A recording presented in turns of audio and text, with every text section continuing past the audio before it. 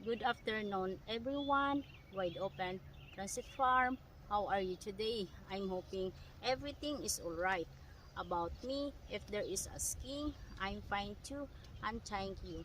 I'm here again inside in our garden because I am creating a content of my one plants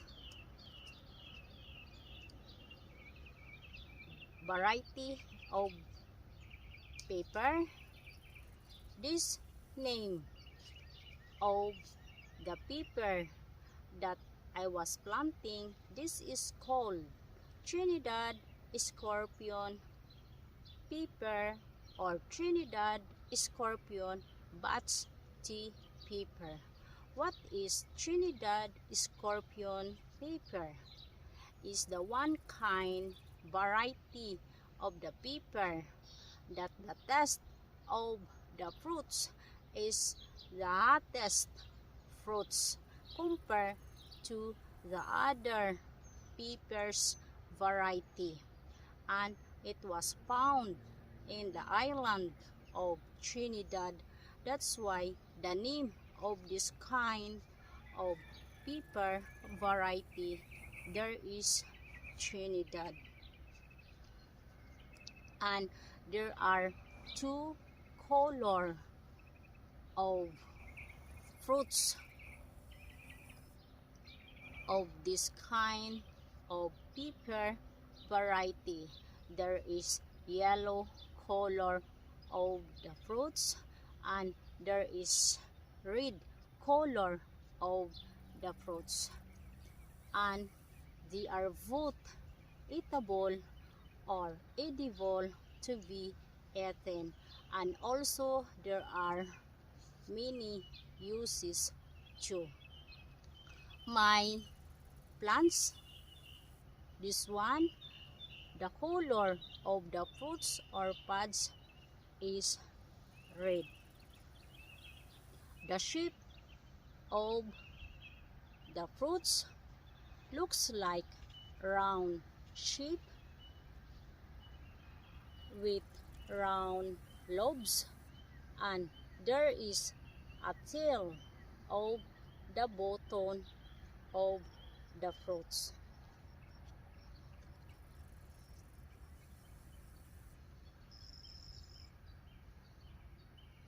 And I measure also the biggest and tallest fruits. I am using a roller.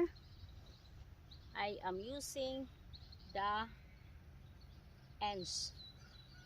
This is the longest fruit of Trinidad Scorpion Batch tea pepper. The result is 2 inches long, but they are not the same sizes, and the length of the fruits. There is also the smallest fruits, 1/2 inch the length, and this kind of variety of the pepper, they are also good benefit to our body if we will eating or we will using this kind of pepper, even it's so much hot the taste of the fruits.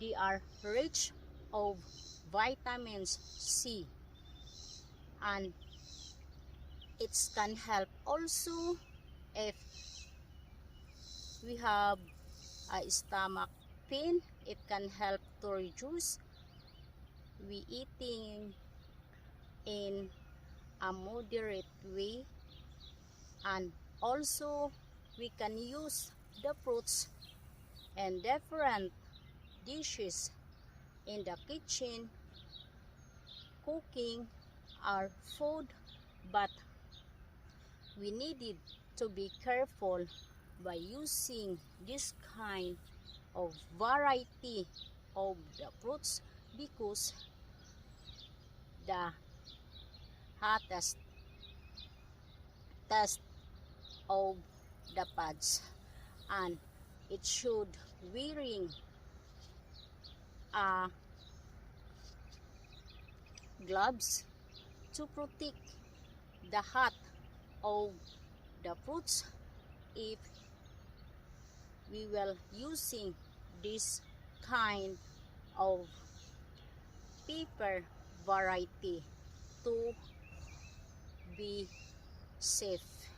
And thank you so much for watching, and I ask again, please subscribe Wide Open Transit Farm.